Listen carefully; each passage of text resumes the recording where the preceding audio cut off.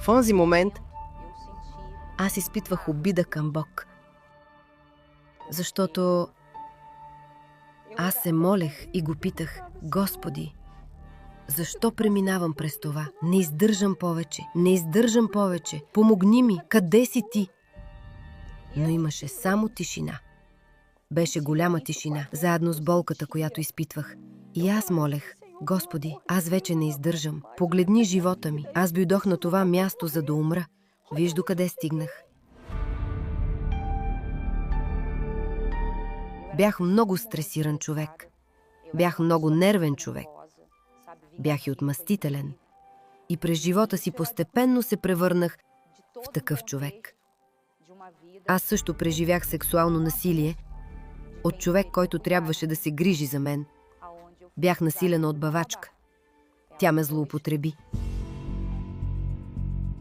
Много обичах партита, нощни клубове, срещи, купони, приятели и много обичах карнавала, а в града, в който живеех, този празник продължаваше 7 дни. И аз се възползвах. Сутрин, следобед и вечер. И по време на тези празници употребявах много наркотици.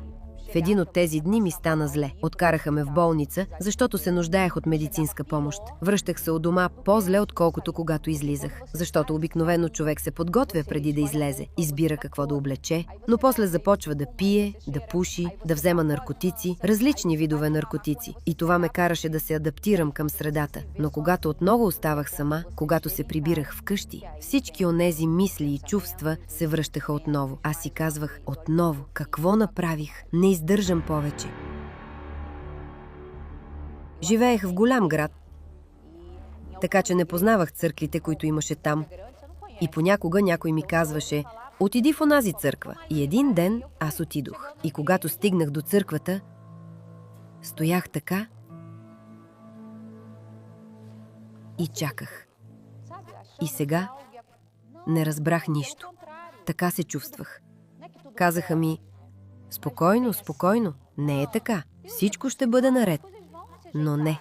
Аз вече нямах време да чакам животът ми да се подобри. Имах нужда животът ми да се промени в същия този момент. Разбираш ли? Затова бях отишла на онова място, защото вече бях в състояние, което не можех да понеса повече. Не исках повече да страдам. Хвалението в църквата беше въздействащо, защото музиката докосва чувствата ни. Но аз не се нуждаех да бъда трогната емоционално. Аз се нуждаех от нещо, което наистина да промени това, което бях. И един ден, момчето, с което имах връзка по онова време, беше поканен на освещаването на църковен служител. И той ме покани да отида с него. И когато се усетих, бях вътре в църква Универсал. И странното беше, че в ума ми започнаха да идват онези гласове. Тези пастори са крадци. Какво правиш ти тук? Те ще те ограбят. Но Бог е толкова чудесен, че... По време на проповедта, Бог ми каза всичко, което аз мислех, че Той не чува.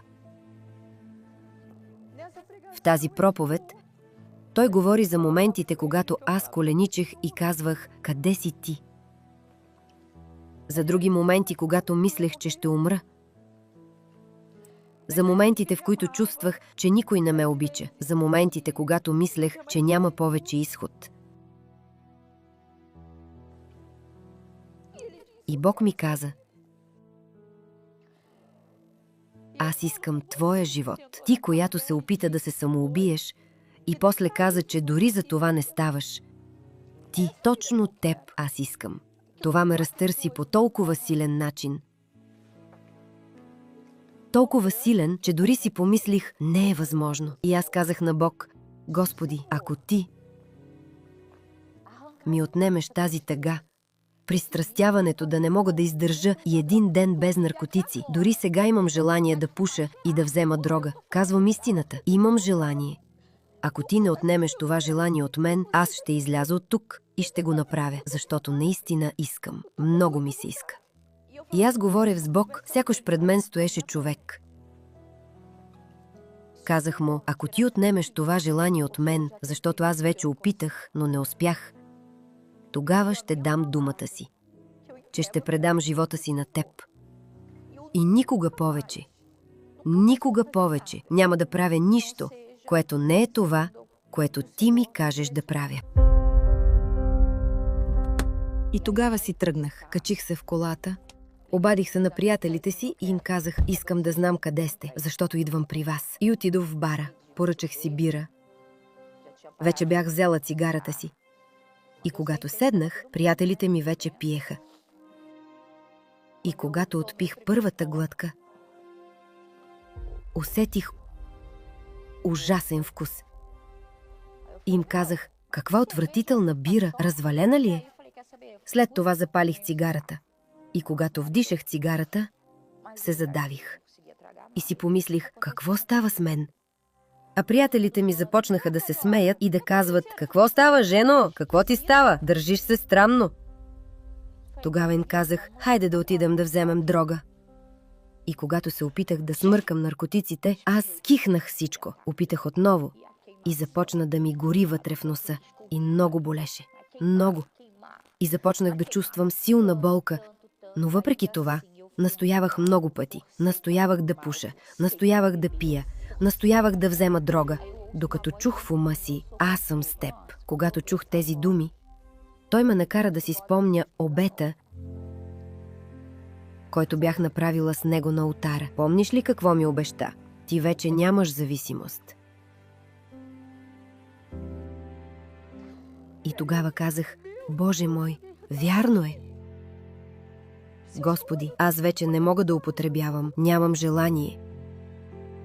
Боже мой, аз нямам повече желание. Господи. И той ми показа, че ме очиства. И че още на следващия ден мога да отида на службата в църквата. И тогава отидох в понеделник, вторник, сряда, четвъртък, петък, цялата седмица. И казах на Бог: сега съм тук, защото Ти направи това, което дори не си представях, че е възможно.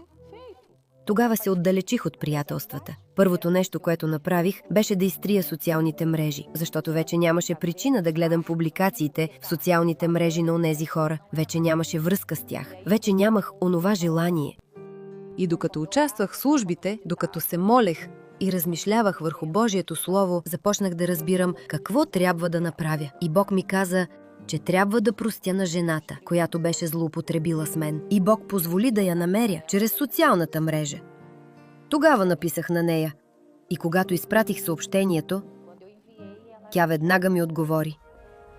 Тя написа, че дълго време ме е търсила и че се е обърнала към Бог и е искала да ми поиска прошка за това, което ми е направила.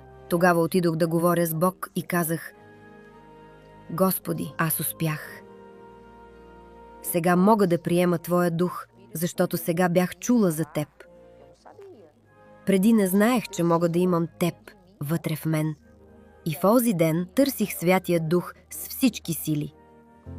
Умолявах Бог да ми даде Своя дух, защото не беше достатъчно Той да е близо до мен, казвайки ми: поискай прошка, прости, направи това, изтри тези приятелства, не прави онова. Аз имах нужда от Него вътре в мен, за да мога да устоя до края. И докато го търсех, отново чух онзи глас: аз съм с теб, дъще моя. И в онзи ден, когато си тръгнах оттам, вече имах огромна сила. Огромна сила. Бих могла да се изправя срещу всякакъв проблем. И разбрах, че вече не съм сама. Че вече не съм онова страдащо момиче. Вече не бях онова депресирано момиче. Измъчено, пълно с травми. Не. Бях получила най-големия подарък в живота си. Днес имам Господа, който върви с мен, който ме води.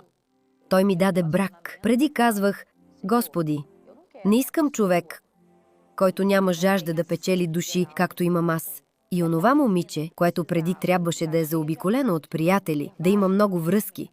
Онова момиче, което преди трябваше да употребява наркотици, както разказах, участвах в карнавали и партита без край.